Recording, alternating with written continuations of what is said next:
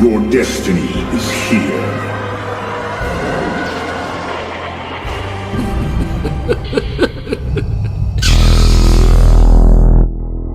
Saludos seguidores de la Fuerza, hoy en este video veremos por qué Darth Vader nunca tomó el mando del ejército del Imperio. A veces, cuando observamos personajes tan poderosos como Darth Vader, nos cuesta entender por qué nunca tomaron el control total del ejército del Imperio. Hay algo intrigante y profundo en el carácter de Darth Vader que cuando se analiza con detenimiento revela más sobre la naturaleza del poder y sus limitaciones que sobre la propia trama de Star Wars. Luke, it is your destiny. Cuando pensamos en Darth Vader, el imponente señor oscuro de los Sith, solemos imaginar a un ser invencible, dotado de una fuerza sobrehumana, inteligencia estratégica y una experiencia bélica incomparable.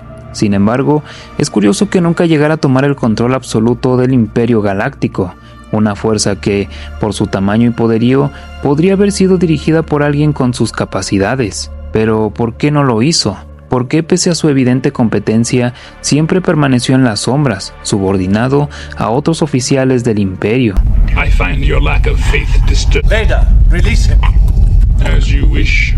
Para entender esta paradoja, debemos retroceder en el tiempo y recordar quién era realmente Darth Vader antes de caer en el lado oscuro. Anakin Skywalker, el elegido, aquel Jedi cuyo destino era traer equilibrio a la fuerza. Como general del gran ejército de la República, Anakin demostró ser un líder nato, conduciendo a los clones a las victorias en innumerables batallas durante las guerras clon. Era un estratega innovador, un guerrero formidable, y su conexión con la fuerza le permitía prever movimientos en el campo de batalla que ningún otro podía. Sin embargo, su caída al lado oscuro no solo transformó su nombre y su apariencia, sino también su propósito y sus prioridades. Cuando Anakin se convirtió en Darth Vader, su misión dejó de ser la defensa de la República y se convirtió en una búsqueda personal del poder y control, alimentada por el miedo, el odio y la traición. Aunque Palpatine, el emperador, sabía muy bien de lo que era capaz Anakin en la época como Jedi, decidió no confiarle el liderazgo del ejército imperial. La razón detrás de esta decisión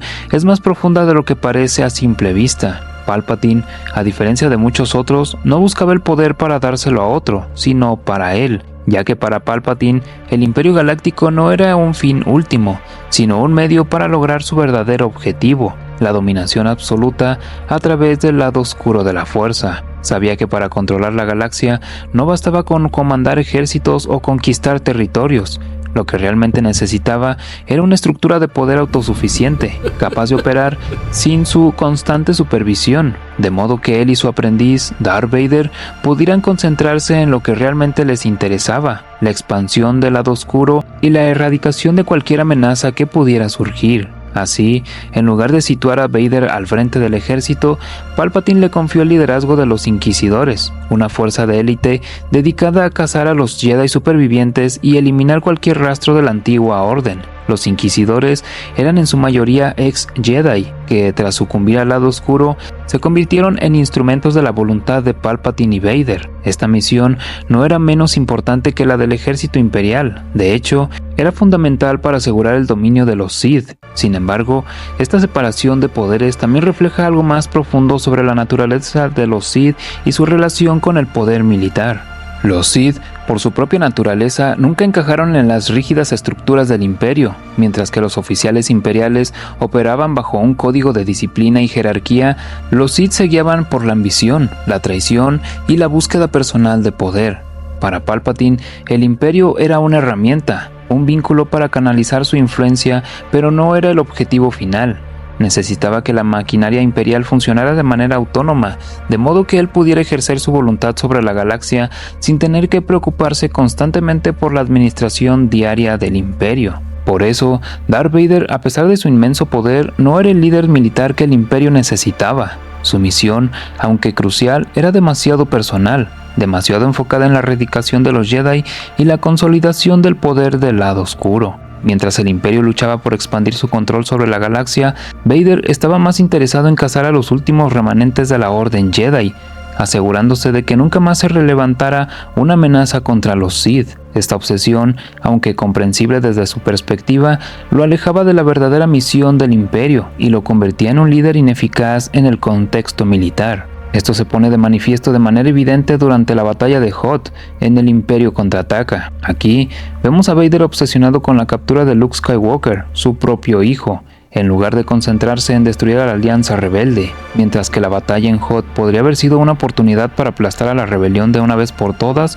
Vader desvió sus recursos y su atención hacia un objetivo personal, permitiendo que muchos líderes rebeldes clave escaparan. Si se hubiera centrado en eliminar a figuras cruciales como Mon Mothma o el general Riekan, la rebelión podría haber sido aniquilada. Sin embargo, su obsesión personal lo cegó y como resultado, la rebelión sobrevivió para luchar otro día. Este patrón de comportamiento no es exclusivo de Darth Vader. 2 generaciones después, su nieto Kylo Ren cae en la misma trampa. En Los Últimos Jedi, Kylo Ren toma el control de la Primera Orden tras la muerte de Snoke, pero al igual que su abuelo, está tan consumido por el odio hacia Luke Skywalker que pierde de vista el verdadero objetivo de su misión. En lugar de liderar una estrategia clara y efectiva, Kylo se deja llevar por sus emociones, permitiendo que la resistencia escape y continúe luchando.